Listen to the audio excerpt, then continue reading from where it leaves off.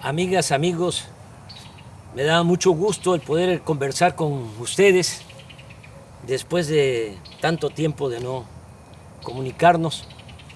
La verdad me da mucho gusto, mucha felicidad el poder platicar con ustedes. Como saben, entregué la banda presidencial a nuestra compañera, amiga, extraordinaria presidenta Claudia Sheinbaum el 1 de octubre del año pasado. Hace un año y ya cerca de 2 meses.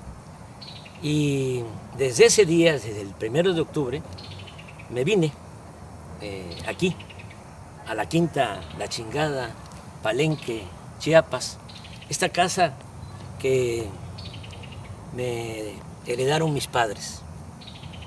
La hizo Manuelita, mi madre. Ella la dirigió. No es un rancho, no es un latifundio, es una hectárea y un poco más. 12, 13,000 metros cuadrados. Y decidí venirme e iniciar una vida nueva porque me retiré de la política activa, de la práctica política. No es una simulación. Estoy jubilado. Entonces, imagínense ustedes después de cerca de 50 años de lucha ininterrumpida, lo difícil que pudo ser el decir, se acabó, cortar de tajo toda mi actividad pública, política, casi 50 años, porque empecé en 1975, 76 trabajando con los indígenas chontales en Nacajuca. Luego en 1977 fui director del Instituto Nacional Indigenista en Tabasco. Ahí aprendí a trabajar para la gente humilde, para la gente pobre. Tan es así que en mi expediente en Gobernación, en 1979, hay un reporte del temible policía Nazar Haro acusándome que era yo comunista, porque estaba defendiendo, apoyando, trabajando por los pobres. Así comencé y así terminé, porque concluí mi mandato como presidente y logré, junto con millones de mexicanos, ustedes y muchos, algunos ya se nos adelantaron, pero logramos el inicio de una transformación. Llevamos a la práctica el ideal de que por el bien de todos, primero los pobres. ¿Cómo no voy a estar contento? ¿Cómo no voy a estar feliz? Yo siempre he sostenido que la felicidad se obtiene cuando uno trabaja, lucha, procura la felicidad del prójimo.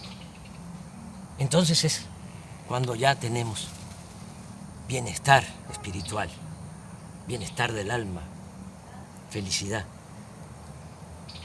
En el gobierno que dirigí, en 6 años, a pesar de la pandemia,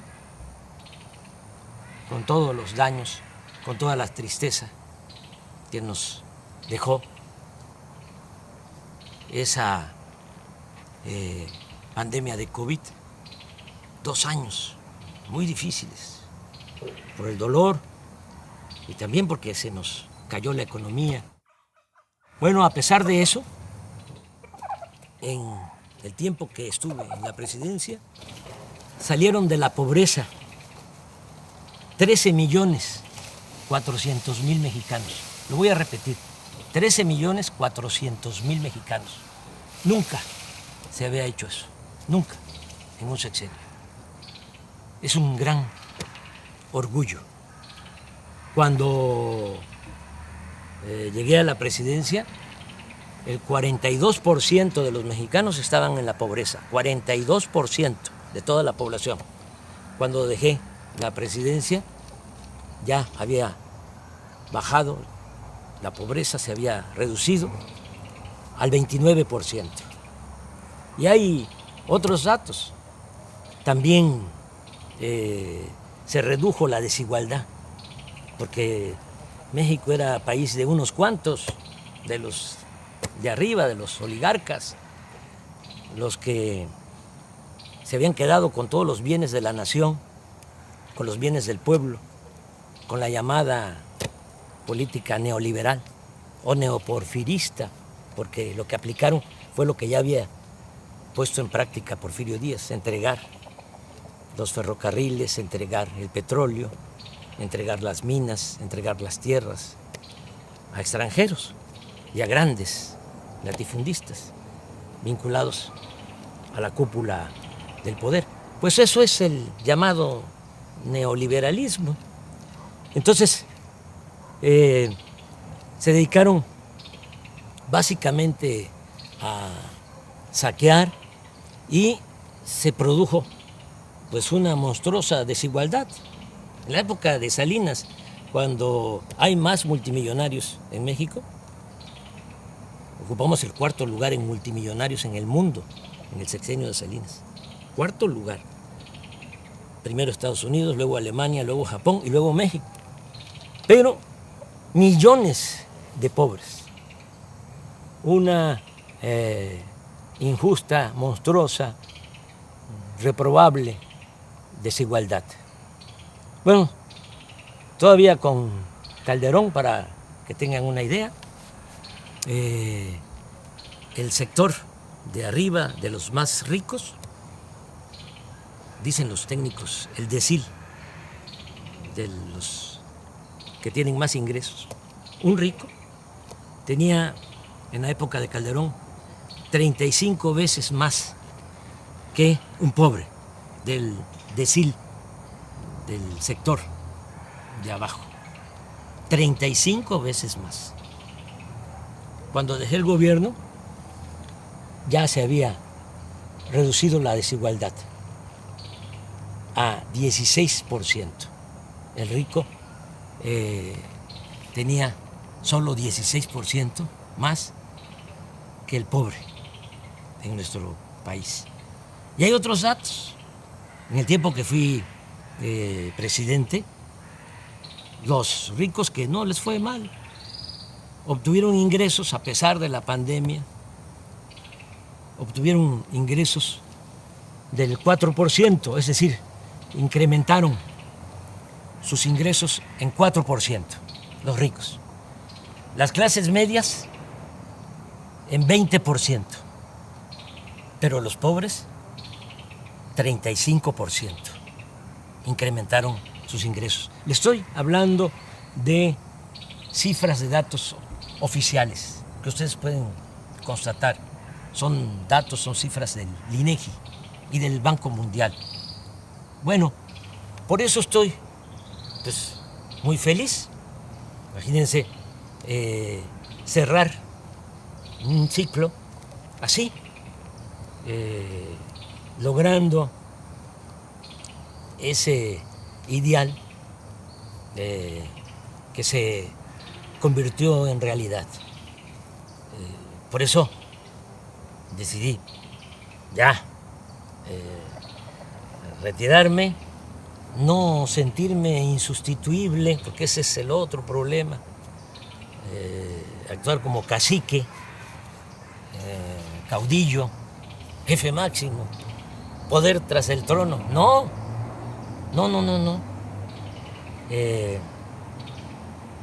Hay que hacer valer la democracia, y nosotros en nuestro movimiento, este movimiento impulsado por millones de mexicanos,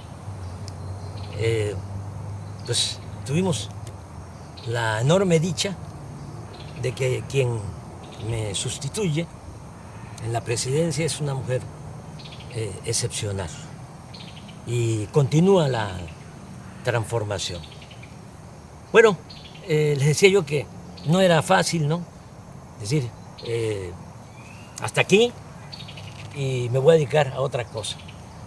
Pensé a qué dedicarme y decidí dedicarme a hacer teoría, a escribir. Siempre he sostenido que la política es pensamiento y es acción. Y yo, sí, desde luego, que pensaba y tengo ideales, tengo principios, que eso es lo que me mueve, pero fundamentalmente fui un hombre de acción en mi quehacer público, político. Y ahora estoy escribiendo, estoy haciendo teoría. Es teoría y práctica la política. Pues ahora no estoy en la praxis, no estoy en la práctica, estoy en la teoría. ¿Haciendo qué?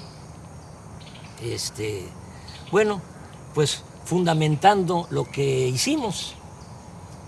¿Cómo le llamamos a lo que se está aplicando en México?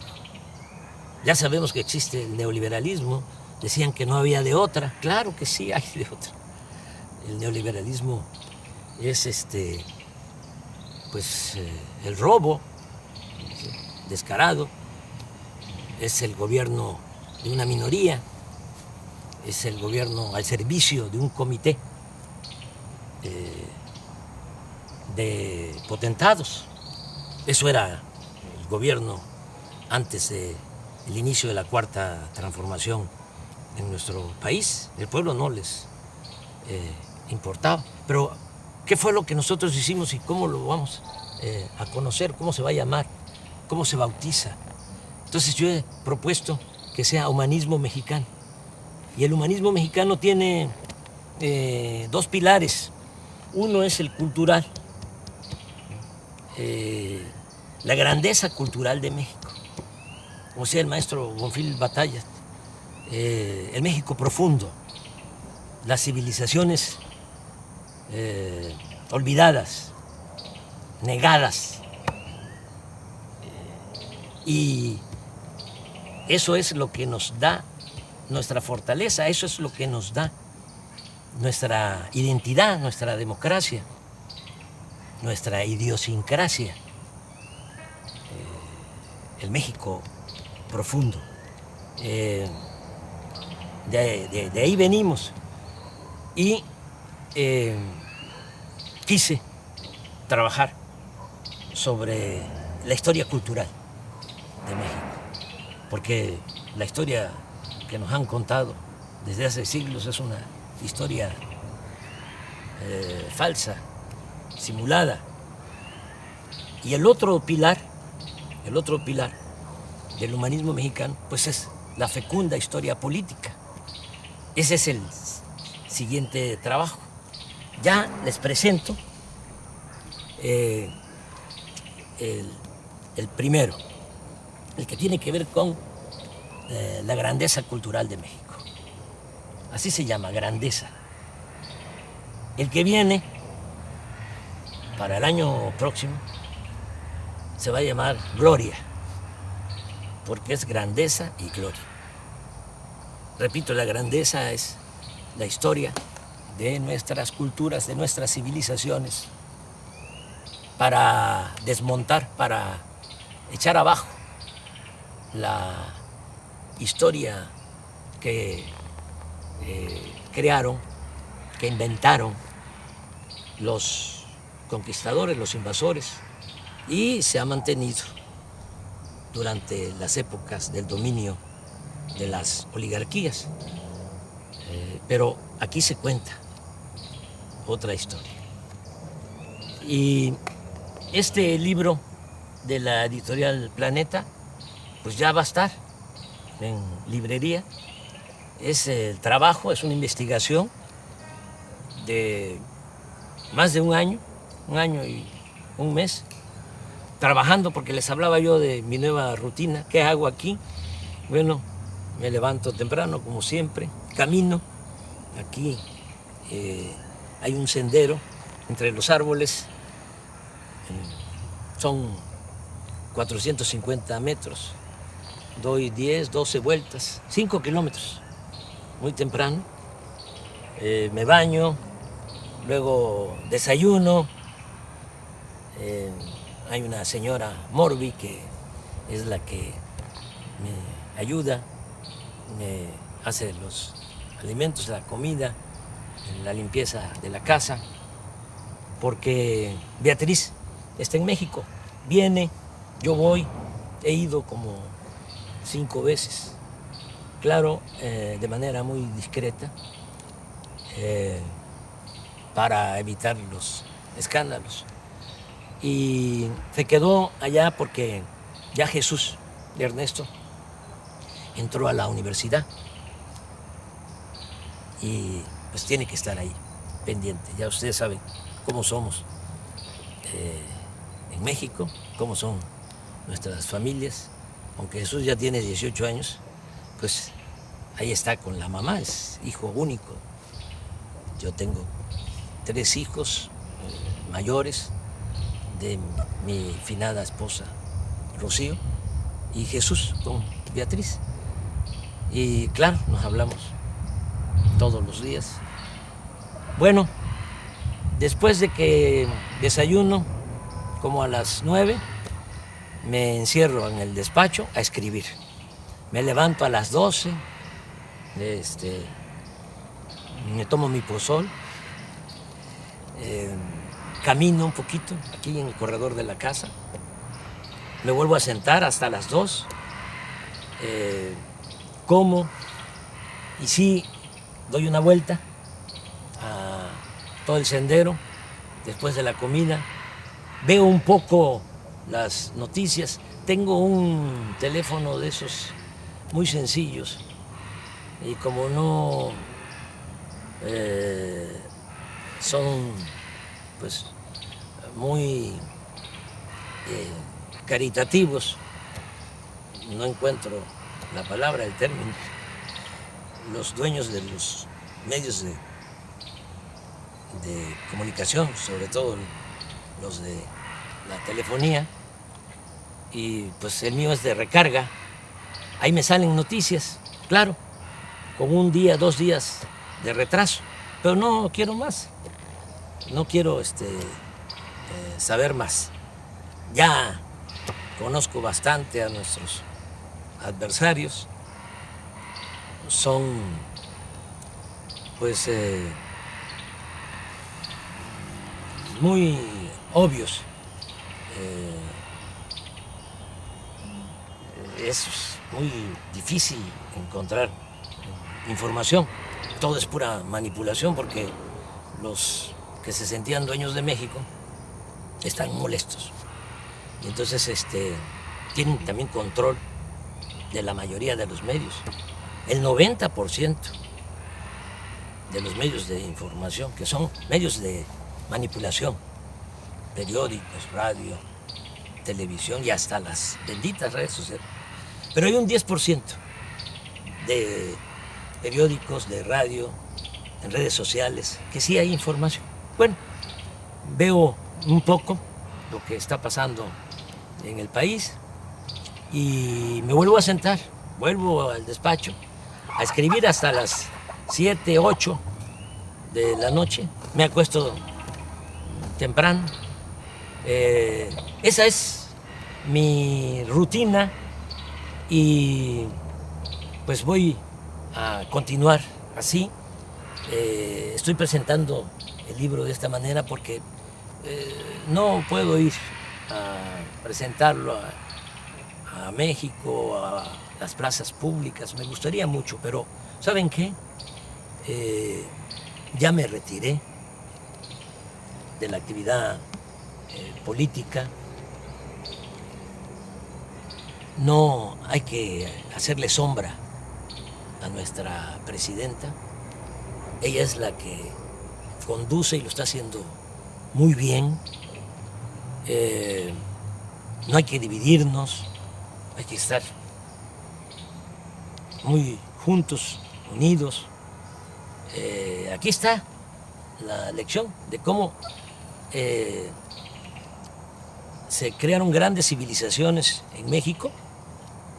Esta civilización, la gran cultura olmeca, cultura madre, que floreció 1000 años antes de Cristo y nos dejó la invención del calendario, del cero, de la escritura, y estas piezas, cabezas colosales, de basalto, imagínense la organización que tenían, la organización social, política, que estas piezas son de 25 toneladas aproximadamente, basalto. Y el basalto lo trasladaban desde la Sierra de los Tuxtla, en Veracruz. Cómo lo trasladaban en balsas por el mar y lo metían por el río Coatzacoalcos, porque la primera ciudad olmeca fue San Lorenzo, ahora es el municipio de Texistepec, muy cerca de Cozoleacaque, de Minatitlán, de Acayucan, ahí en el Istmo. Ahí se fundó la primera ciudad olmeca. Entonces, por el río Coatzacoalcos hasta San Lorenzo, que es una isla, y también hasta La Venta, Huimanguillo, Tabasco, que es la otra gran ciudad, en balsa. Todos estos fragmentos de piedra para que los artistas olmecas esculpieran, hicieran estas grandes cabezas colosales, y también un arte fino, porque hasta lo pequeño es hermoso en las grandes civilizaciones que florecieron en nuestro país. Las ofrendas con personajes pequeños de jade, porque a diferencia de Europa, a nosotros nos gustaba más, a nuestros antepasados, el jade que el oro. Lo que ponía loco a los europeos y a los españoles era el oro. Por eso fue la conquista, porque traían hambre de oro, codicia de oro. Cortés una vez señaló, porque le preguntaron cuando Moctezuma les entrega a él y a sus huestes oro. Entonces los soldados conquistadores empezaron a gritar y a brincar, dice la crónica, como monos. Entonces le preguntaron a Cortés que por qué les importaba tanto el oro. Aquí el dinero, la moneda era el cacao, y desde el punto de vista artístico, cultural, era el jade. Y la respuesta de Cortés fue: porque nosotros tenemos una enfermedad del corazón que solamente se cura con el oro. Entonces, era otra cosa. En el México prehispánico no había esa codicia, no había esclavitud, la tierra era comunal y había mucha, pero mucha fraternidad, lo que se conoce como solidaridad. En la familia, familias integradas, solidarias, fraternas, hasta la fecha, pues es todo lo que heredamos. Esto es lo que hicieron los olmecas, pero aquí viene también lo que hicieron los mayas, que mejoraron lo que habían iniciado los olmecas en la ciencia, en el arte, en la cultura. Van ustedes a Palenque y van a encontrar el Templo de las Inscripciones, que se hizo para sepultar a Pacal, el principal de Palenque. Como ya se pueden descifrar los jeroglíficos, ya se sabe que ese personaje se llamaba Pacal, pero imagínense, hacerle un gran monumento, una pirámide. Primero la tumba, con una lápida bellísima, y después de la tumba, el templo de las inscripciones, monumental. Vean eso y vean también en Palenque cómo desviaron un arroyo para meter agua, un acueducto embovedado por en medio de la ciudad. Y volteen a ver el palacio de la zona arqueológica y van a ver cómo están los techos, las bóvedas, con arco falso, porque no había fierro para hacer las estructuras, las cimbras, sino era la matemática, las piedras que iban uniéndose poco a poco en equilibrio hasta que se cerraban. Esa era la arquitectura. Estamos hablando de lo mejor del mundo en esa época. Los mayas en el periodo clásico logran toda esa civilización, logran toda esa creación del siglo IV al siglo IX. Si van aquí cerca, a 100 kilómetros, está Bonampak. Aquí está en el libro, quise poner un fragmento. Los murales de Bonampak. Estos se hicieron como en el siglo VII, siglo VIII. Cuando se pintan estos murales, los pintores mayas de estos murales no los había en ninguna parte del mundo, no los había en Europa en ese siglo, y pasaron siglos para que el arte de Europa igualara al arte de los olmecas, de los mayas. Y lo mismo con los zapotecas de Monte Albán, mixtecos, también de Oaxaca, los teotihuacanos, la ciudad de Teotihuacán llegó a tener 85,000 habitantes. Y desde San Lorenzo, la primera ciudad olmeca, decía yo, que se funda 1000 años antes de la era cristiana, ya tenía drenaje. Ya hablé de Palenque, que tenía acueducto, que tenía drenaje. Desde luego, Teotihuacán, drenaje. Xochicalco, en Morelos, drenaje. Todas las ciudades. Tenochtitlán, de los mexicas, hasta los que la destruyeron, los conquistadores, quedaban admirados de la grandeza de Tenochtitlán. Estaban destruyendo, decían ellos, la más bella ciudad del mundo.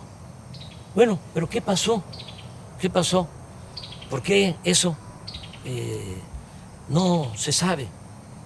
Porque hubo toda una campaña, a partir de que llegaron los conquistadores, como todos los invasores, tenían que justificar sus atrocidades, tenían que justificar por qué venían a saquear.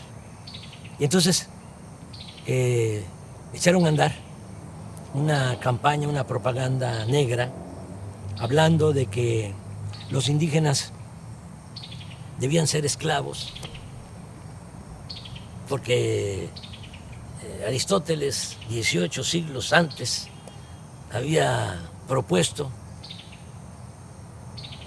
la teoría de que hay quienes nacemos para ser esclavos y hay quienes nacemos para ser libres o amos.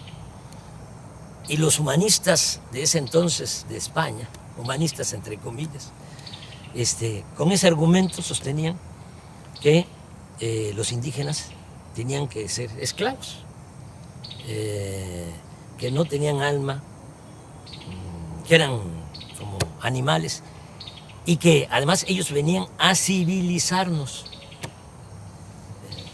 ¿Qué sucedió? Que se padeció de una gran tragedia porque vinieron a someter a las comunidades, a los pueblos originarios, a esclavizar. A mí me gustaría que este libro lo leyeran los españoles, porque aquí van a ver cómo marcaban, erraban con el fierro del rey en el rostro a los indígenas para esclavizarlos. Y otros horrores. Entonces, ¿qué hicieron? Pues echaron a andar toda una campaña diciendo, son bárbaros, son salvajes, pero además hacen sacrificios de sangre, arrancan los corazones, los exponen, los ofrecen a los dioses. Entonces es pura mentira, y eso lo demuestro. No hubo sacrificios. Cortés dice, ese fue el que creó todo. Y los frailes, sobre todo Motolinia, hizo la cartilla de las mentiras. Aquí van a encontrar. Y todos copiaron hasta la fecha. Hay muchos, incluso profesionales de la ciencia social, arqueólogos, antropólogos, sociólogos, filósofos, historiadores, que sostienen eso, esa gran mentira. Cortés dice que en 3 días en Tenochtitlán le sacaron el corazón a 8,000 personas, en 3 días. ¿Cómo es eso? Van a sacrificar 8,000. Bueno, pero todavía un fraile, Durán, habló de 80,000 en 4 días. 80,000 que les sacaron el corazón, todavía bullendo, dice, para ofrecerlo a los dioses.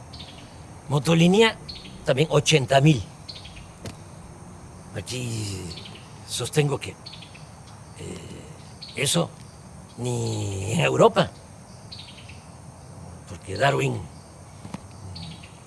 habla de que solo en 3 siglos en España, por la Inquisición, quemaron a 300,000. Achicharraron a 300,000, acusados de herejes. Y los mejores, porque eran los que dudaban. Y a la hoguera. Pero hasta eso lo considero exagerado. Pero aquí se fueron con eso y se fueron también, inventaron de que éramos, nuestros antepasados, caníbales, que comíamos carne humana. Nadie vio un sacrificio, nadie vio que se comieran a una persona. ¿Cómo es que en la toma y el cerco de Tenochtitlán, de 75 días que la gente se estaba muriendo de hambre, porque Cortés mandó a cortar el agua, el acueducto de Chapultepec hacia el Templo Mayor, hacia el centro de Tenochtitlán? Lo mandó a destruir y además con los indígenas aliados que querían quitarse el yugo de los mexicas, pero inocentemente se pusieron un yugo más grueso, un yugo mayor. Bueno, bloquearon la entrada de alimentos y todo. Y si se estaban muriendo de hambre, ¿por qué no? Se comían entre ellos. Nada, pura mentira. Y esto es lo que trata el libro. Pero lo más interesante es que en otras partes, lamentablemente en el Caribe, por ejemplo, exterminaron con los indígenas, acabaron con los indígenas. En Estados Unidos lo mismo, es hasta horroroso, ¿no? Repetir lo que decía un general, o le atribuyen a un general, Sheridan, que decía, todavía en el siglo XIX, aquí estamos hablando del 16, del 17, del 18, hasta principios del 19, todo lo que fue la colonia, 3 siglos. Pero allá en Estados Unidos, en el 19, hace menos tiempo, le atribuyen a Sheridan el que dijo que el mejor indio era el indio muerto. Hubo exterminio. Entonces, aquí, ¿cómo se salvaron los indígenas? Claro, cuando llegaron los españoles, hay quienes calculan que lo que es México ahora estaba habitado por 15, 25 millones de personas. 15 o 25 millones de personas. Terminando el siglo XVI, 75 años después de la toma de Tenochtitlán, la población de México era ya de 2 millones, porque nos trajeron también la viruela y se diezmó la población. Se redujo la población a un 10%. Una gran crisis demográfica. Y encima de eso, la explotación, la esclavitud. Entonces, ¿por qué se salvan los indígenas mexicanos? Porque muchos, incluso los mismos frailes, que vinieron a la conquista espiritual, decían que iba a desaparecer la cultura o las culturas indígenas, que iban a desaparecer. Nadie creía que iban a sobrevivir los indígenas. Bueno, pues resistieron. ¿Cómo resistieron? Porque por el amor a la libertad, se fueron a los montes, a las montañas, a la sierra, a las islas, a los pantanos, a las zonas de refugio, y se llevaron a cuesta sus costumbres, sus tradiciones. Los nayaritas, los coras, por ejemplo, que eran dueños de todo el valle, de la parte de la costa, se subieron a la sierra. Allá están, coras, huicholes, pero hasta allá los perseguían para esclavizarlos, pero resistieron, y gracias a eso es que nos dejaron este legado cultural, nuestra identidad como mexicanos, que es lo que nos ha protegido siempre. Nos caemos y nos levantamos. Una gran reserva de valores culturales, morales, espirituales. Quedó la raíz y quedó el tronco, porque cuando se logra la independencia, pues ya no tenemos 15 millones, ni 25 millones, como antes de la llegada de los españoles, 300 años antes, 1821, tenemos 6.300.000. Sí, pero la buena nueva es que de esos 6.300.000, el 80% eran indígenas. Es decir, de cada 10, 8 indígenas. Y portadores de las tradiciones y de las costumbres. Y eso es lo que nos ha servido como escudo, es lo que nos protege, porque el mexicano es trabajador, el mexicano es honesto. La corrupción la trajeron los españoles, lo pruebo. Aquí no había codicia, no había robo. Las casas no tenían puertas, no tenían ventanas. Ya dije de que lo que había era ayuda mutua, tequio. Si se necesitaba hacer algo, todos cooperaban, todos ayudaban en una comunidad. Pues somos herederos de esas civilizaciones, y por eso México sigue siendo una potencia cultural en el mundo. Somos el cuarto país en el mundo con más lenguas. 290 lenguas se hablan en nuestro país. Primer lugar en América. Todo esto lo van a encontrar aquí para sentirnos orgullosos, porque con toda la campaña de difamación se desató el racismo. Y todavía, ¿no?, se escucha indio patarrajada, indita, naco, cuando deberíamos estar orgullosos de nuestro pasado. Sobre esto trata el libro y muchas otras cosas. Les va a gustar, estoy seguro. Les va a llevar tiempo, porque sí, por más que quise resumirlo, el original eran 1000 cuartillas, el libro tiene 600 y es una investigación. Y tengo que fundamentar todo lo que aquí sostengo. Entonces, se los recomiendo y, como les decía, ya para el año próximo viene Gloria, que es la historia política desde la independencia hasta la transformación. Ya para concluir, porque se nos está haciendo tarde, ya va a entrar la noche, comentarles que hay que estar apoyando mucho a la presidenta. Es la mejor presidenta del mundo. Tenemos esa enorme dicha.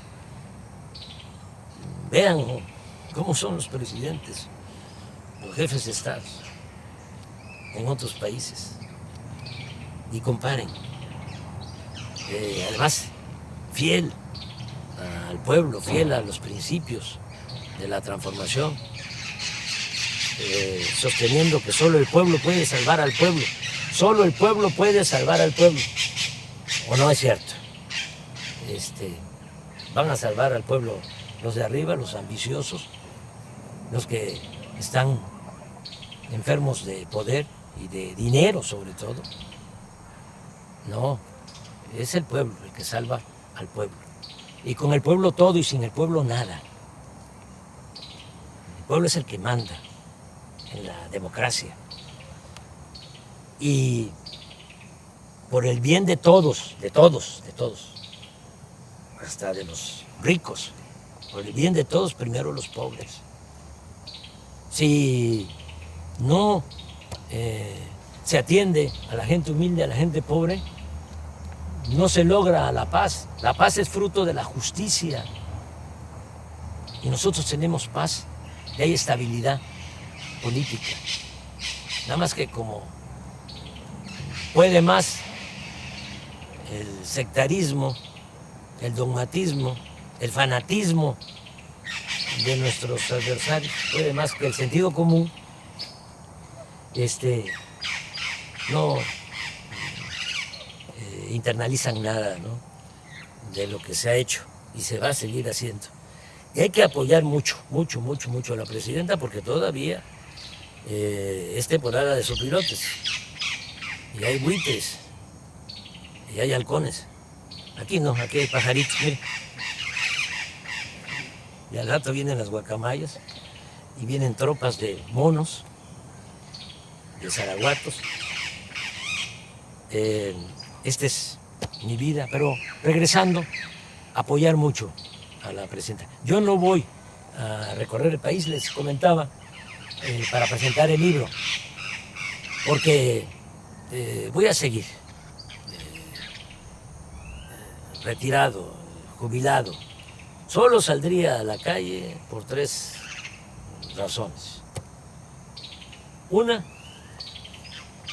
si atentaran contra la democracia, como lo hacían antes, decían los grandes fraudes, ¿no?, los potentados, los oligarcas, con los corruptos, para que el gobierno estuviese a su servicio.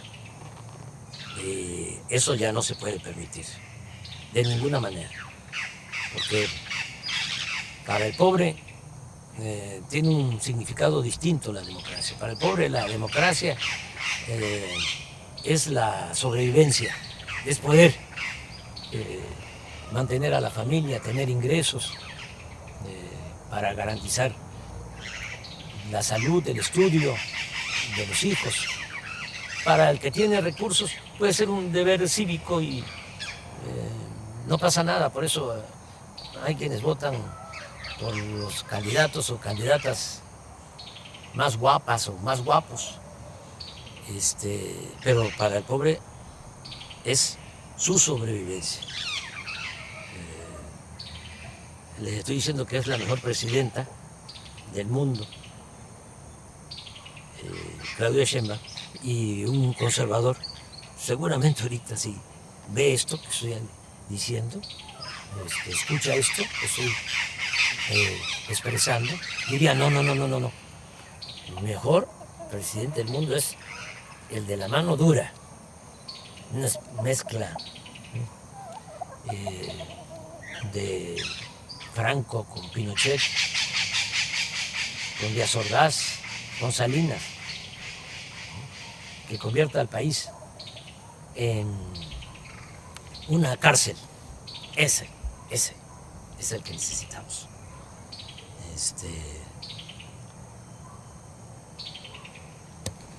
Una gente que no le tiemble la mano dura, dictadura.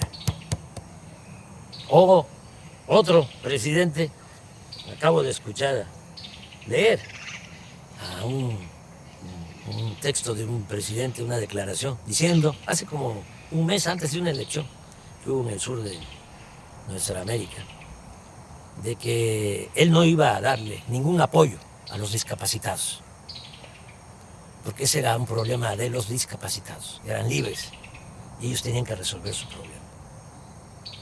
Así son los conservadores, así piensan. Yo recuerdo que Fox decía que para qué darle pensión a los adultos mayores, que había que ponerlos a trabajar.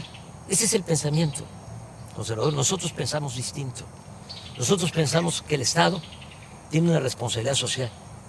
El gobierno no puede incumplir con su responsabilidad social. El gobierno tiene como objetivo garantizar el bienestar y la felicidad del pueblo. Ese es el objetivo principal del gobierno. No estar al servicio de una minoría rapaz. Entonces, hay que apoyar mucho a la presidenta, nuestra presidenta. Les decía, yo saldría para defender la democracia, saldría también para defenderla a ella. Si hay intentos de golpe de Estado, si la acosan, salgo. Entonces sí, pero eso no creo que pase. De todas maneras, no está mal que sepan en qué circunstancias sí podría yo salir, sí saldría yo a la calle. Y la tercera razón por la que saldría a la calle sería defender la soberanía de México, porque nuestro país es libre y es independiente, es soberano. Nosotros no somos colonias de ningún país extranjero. Nos ha costado mucho ser un país independiente, soberano. Y si se violara la soberanía, entonces sí saldría a la calle. Ya nos está llegando la noche. Ya nada más despedirme y decirles que les quiero mucho, sinceramente. Mucho, mucho, mucho. Que amor con amor se paga.